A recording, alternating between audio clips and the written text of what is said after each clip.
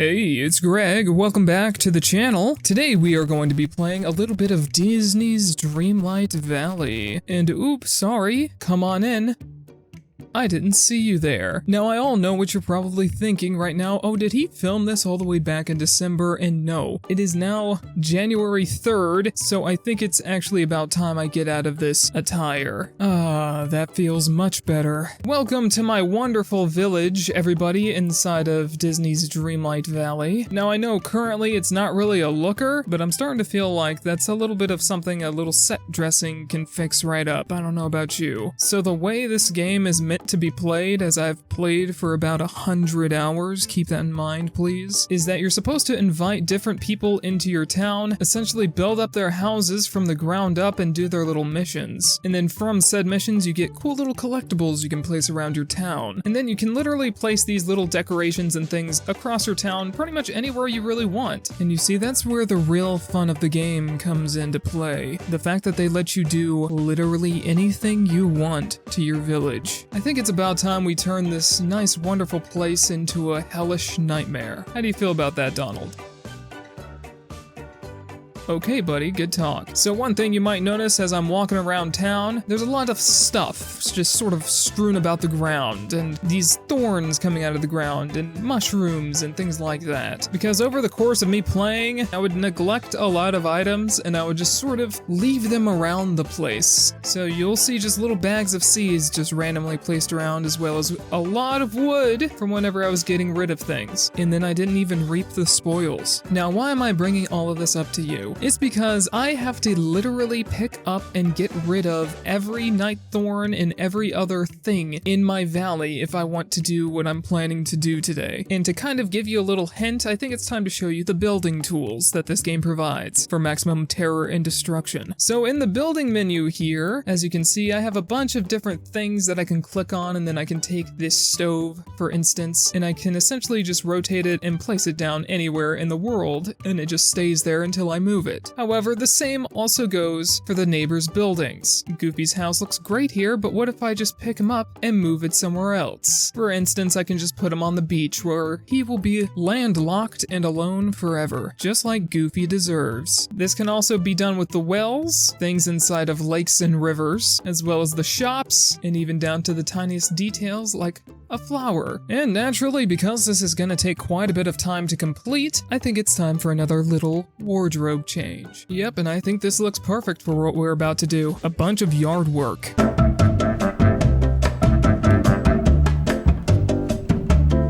And just like that, everything is cleaned up. I moved every building out of the way, picked up every flower, destroyed every rock, but of course some of these flowers, they like to respawn. As you can see here, I kind of placed all of the houses all in one sort of spot, and so now they're gonna have to kind of fend for themselves and hope for the best. And I moved everything down here for one specific reason. I'm gonna need a lot of room for the things that I'm about to do to this game. So one of the cool features about the furniture menu here in the building mode is if we go to trees and then we scroll down a little bit until we see my favorite item in the game, the small plaza hedge. Now as you can see, it takes up quite a bit of space, but if we place them correctly, we should be able to do something a little funny with our entire village. And I think by now you can kind of guess what I'm about to do. So let's go back into the building mode, and then I think we're just gonna start placing hedges.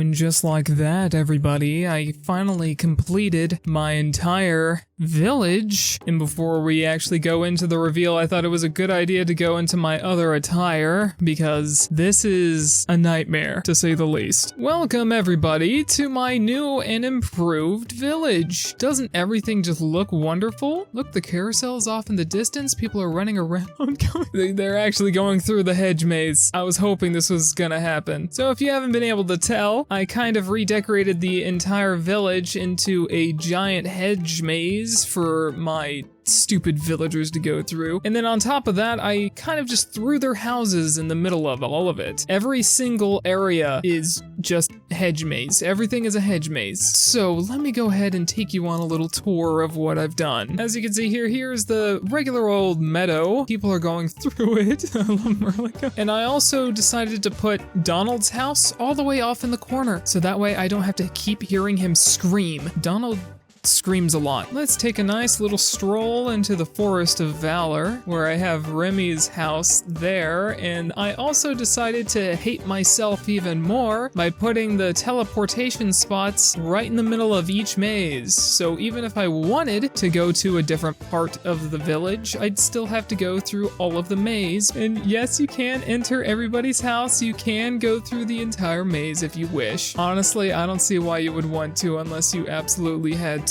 Now we're gonna head on into, oh god. This took about 1,000 hedge pieces, by the way. Just wanted to point that out. So after I decided to open up the map so I could do this, I never realized how big this place actually is. And you can see a little sneak peek down there in my house all the way off in the corner because I hate myself. Also, while I'm here, I really have to sort of mention to you that doing all of this to my village is permanent, and the only way to undo it is to literally go back into the building mode and take all of these out one by one. So the Forbidden Lands was a little bit of a challenge. As you can see, there's a lot of gaps, and that's just because of these here, which is a thing that's not implemented in the game yet, so I can't get rid of these, and you can't walk over them and you can't build on top of them. Same with the pumpkin house out there. You can't move it or do anything with it. It just sort of exists. And then with Scrooge's shop, I decided to put it all the way out here in the darkness next to the portal of doom because I think he deserves it. I think this really fits with his theme. Now that I've taken you sort of around the entire valley now, I kind of want to show you the build mode and kind of show you where everything is now. So if I zoom out in build mode here, you can see there's quite a bit of hedges. Yeah, just a normal amount of hedges, not too many hedges. Yep, every hedge has its place. Everything is where it belongs, and everything is as it should be. While I was building this, I was essentially just throwing down hedges, and I was trying to make shapes and make it to where you could walk in between them. I was trying to make it to where it was usable, and I wanted to see people sort of walking through it. And I mean, it works to an extent, but then I had to go further. I had to put down my teleportation wells randomly in the middle of the maze. I had to put people's houses off in the corners, so no matter what, if they wanted to go home, they'd have to go through all of the maze. For instance, I put Mickey's house here, right in the middle of the plaza, and then Minnie's house is all the way across the map through the maze in the cold. But this number up here, as you can see, it says it's over 1,000, and every time I place down a duplicate item, it starts to tick that number up. So there's quite a bit of hedges. So I'm kind of curious if one of my companions will be able to follow me through this, or if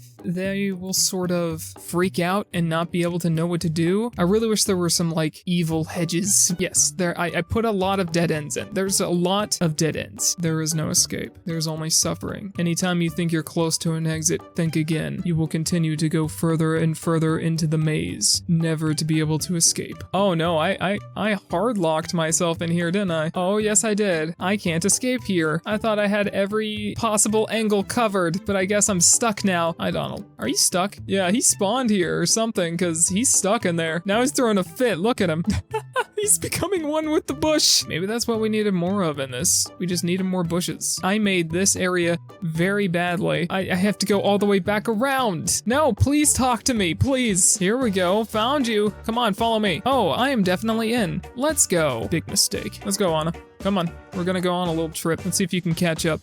Here she comes. Oh, she took the shortcut. Oh, and there's Woody. Oh, gee, he's so tiny. I'd never be able to find him in this. I didn't even think about that. So after all of that hard work creating a hedge maze out of a town, I think I did pretty well. I don't know about you. I'm just kind of surprised that through all of this, people are actually able to walk around and do their daily business like it's nothing. They don't care. But again, like I said, this took about 3 hours in total to do. 1 hour for cleaning cleaning up and another 2 hours for putting down bushes. So I hope you enjoyed that. Now, it's been a long time since I've actually spent a lot of time trying to do something stupid in a game, and honestly, it feels good. I think we're starting off 2023 strong, and as Anna sort of just watches me instead of just sitting down to enjoy some TV with me, I think I'm going to call it here. Again, thank you all so much for watching, and I hope you enjoyed. I know I had a lot of fun. If you want to see more videos like this, please definitely let me know down in the comments, because I would love to come back in here and see what else I can do with the builder and other fun things like that. But I really just want to thank you all from the bottom of my heart for all of the support in 2022, and I think 2023 is definitely gonna be our year. But again, thank you all so much for watching. I really do appreciate it. And as always, I will see you guys next time.